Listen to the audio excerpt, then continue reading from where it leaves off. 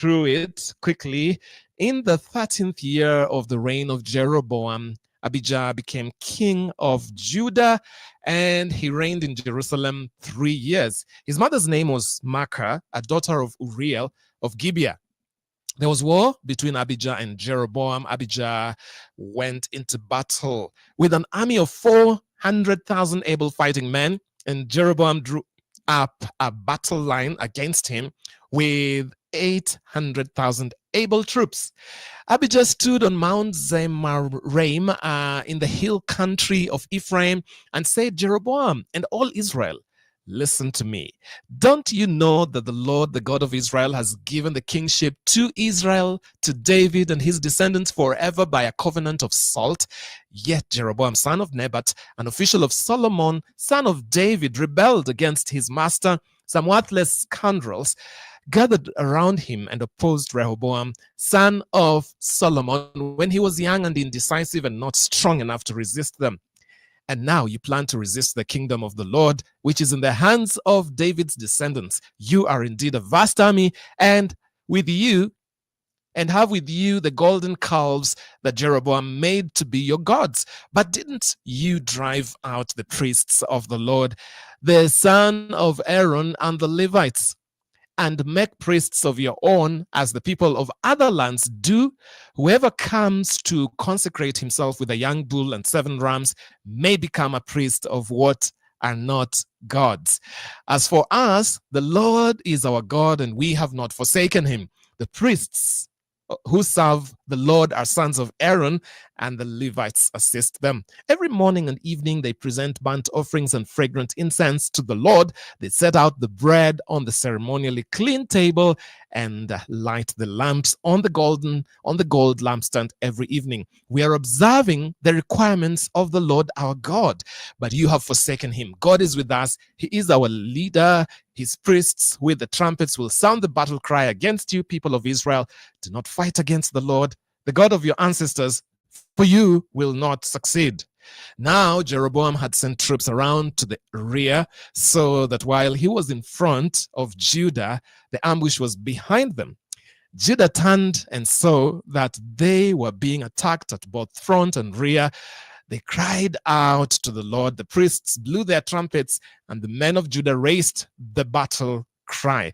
At the sound of their battle cry, God routed Jeroboam and all Israel before Abijah and Judah. The Israelites fled before Judah, and God delivered them into their hands. Abijah and his troops inflicted heavy losses on them, so that there were 500,000 casualties among Israel's able men.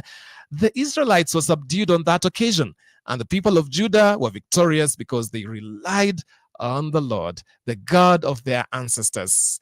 Abijah pursued Jeroboam and took from him the towns of Bethel, Jeshanah, and Ephron, with their surrounding villages. Jeroboam did not regain power during the time of Abijah, and the Lord struck him down, and he died. But Abijah grew in strength. He married 14 wives and had 22 sons and 16 daughters. The other events of Abijah's reign, what he did and what he said, are written in the annotations of the prophet Iddo. So we are talking about the technology of sound as something that Abijah, the king of Judah, deployed to defeat Jeroboam. So there are 3 things that he did, and these are: they raised a cry before God.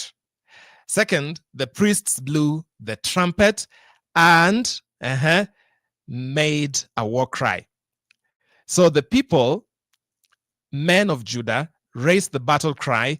God routed Jeroboam and all Israel before Abijah and Judah, and God delivered them into their hand.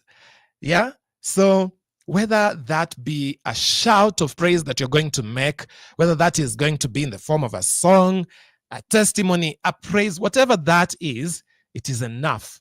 It is technological enough to defeat the enemy. And so the Bible says there that the men of Judah raised the battle cry.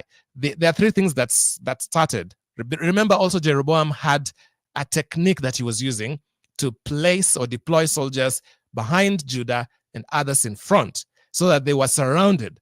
So what they did was the men of Judah raised a battle cry. Before that, actually, they cried out to the Lord. The priests blew their trumpets, and the men of Judah raised a battle cry.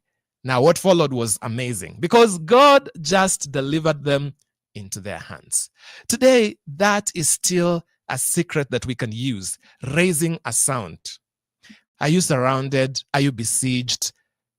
Are you seeing no way out? It's as though those armies of sickness have come before and behind. You know, whatever it is, lack, shame, it can be an army surrounding you like it surrounded Abijah and his people, so that they were not able to do anything but raise a cry. I want to encourage you to raise a sound. When a child of God raises a sound, God hears because he's the good shepherd. The sheep know his voice and they will follow him. There is that in this technology of voice, it is unmistakable because God knows those who are his. And also you know the sound and the voice of the Lord. Therefore, as you raise a shout, those walls of Jericho will come down one by one, following each other. And this is how you will be able to defeat the enemy. So when faced with that enemy, where do you cry to? Who do you cry to?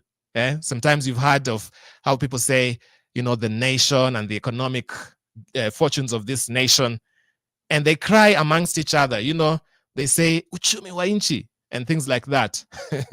But instead of crying to one another, how about if as a nation we cried to God about some of these things that we keep hearing in the news, right? And God will help us.